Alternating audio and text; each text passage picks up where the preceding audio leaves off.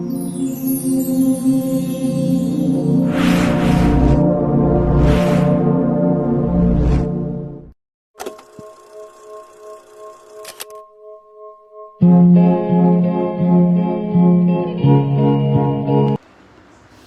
hello everyone, saya Sabrina.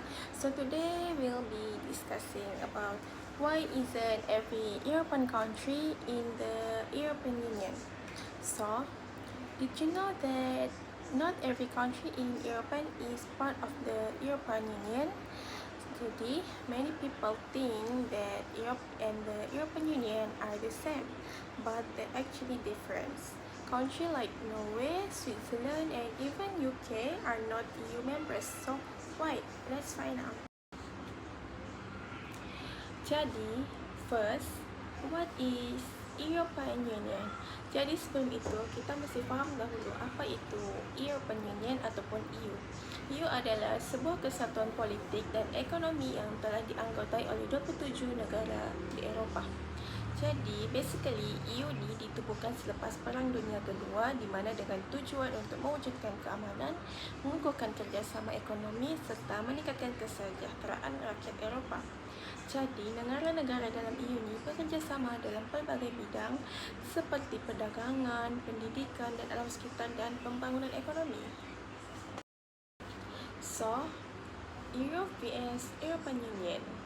Here's something important to remember, yang Europe tu is a continent while the European Union adalah organisation. Jadi maknanya that every EU member is in Europe, but not every European country adalah member kepada European Union. So, let's move on. Why don't all European countries join the European Union? So, mari kita mulakan dengan Norway, di mana walaupun negara ini terletak di Eropah dan antara satu negara paling maju, Norway is not a member of the European Union. Persoalannya kenapa? Norway telah mengadakan dua referendum di mana pada tahun 1972 dan 1994, di mana dalam referendum tersebut majoriti rakyat memilih untuk tidak menyertai EU. The main reason is sovereignty, di mana Norway mahu mengekalkan kawalan terhadap sumber minyak dan gas, industri perikanan serta dasar negaranya sendiri tanpa perlu terikat dengan semua polisi EU. Namun begitu, walaupun bukan ahli EU, Norway masih bekerjasama rapat melalui European Economic Area atau lebih dikenal sebagai EEA. Ini membolehkan Norway menikmati akses tanpa pasaran tunggal Eropah tanpa menjadi ahli sepenuhnya.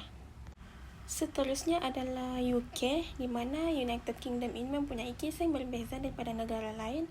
Unlike Norway and Switzerland, the UK was once a member of the European Union. Jadi, pada tahun 2016, rakyat UK mengundi dalam satu referendum untuk keluar daripada EU. Jadi, keputusan ini adalah dikenali sebagai Brexit, di mana selepas beberapa tahun rundingan, United Kingdom secara rasmi meninggalkan EU pada 31 Januari 2020. Many people vote to leave because they wanted a greater control over immigration, national law and border policies. Jadi Brexit menjadi antara salah satu perubahan politik paling besar dalam sejarah moden Eropah. Seterusnya adalah Switzerland. Switzerland terkenal dengan dasar neutrality mereka, iaitu tidak memihak dalam kebanyakan konflik antarabangsa. So, instead of joining the European Union, Switzerland prefer bilateral agreement, di mana melalui perjanjian khas ini, Switzerland masih boleh menjalankan perdagangan dan kerjasama dengan negara-negara EU sambil mengekalkan kebebasan untuk menentukan dasar demokrasi, sistem undang-undang dan polisi negara sendiri. So, for Switzerland, maintaining independence is just as important as economic cooperation. Last but not least, Serbia. Berbeza pula dengan Serbia, Serbia actually want to become a member of the European Union, tapi proses untuk menjadi ahli EU ini bukanlah salah satu yang mudah. Serbia perlu memenuhi beberapa syarat penting termasuk memperkukuhkan demokrasi mereka, memerangi rasuah serta memastikan kestabilan politik dan kedaulatan undang-undang. Until these conditions are fulfilled, Serbia will remain an EU candidate country. To conclude, why isn't every European country in the European Union? The answer is basically simple. Every country has a different political, economic, and historical priorities. Some countries choose to remain independent, while others are still working towards becoming EU members. Being located in Europe does not automatically mean a country belongs to the European Union. I hope this video helps you understand the difference between Europe and the European Union. If you found this interesting, thank you for watching.